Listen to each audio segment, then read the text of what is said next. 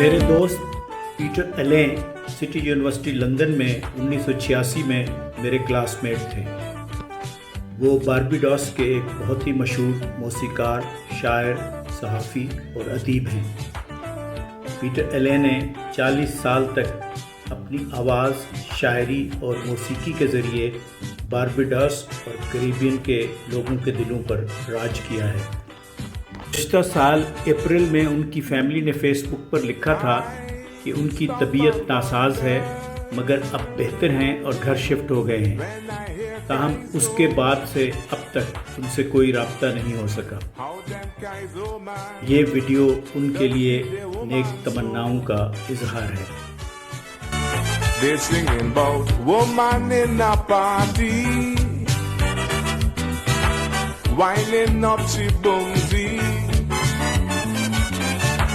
while somebody jam she.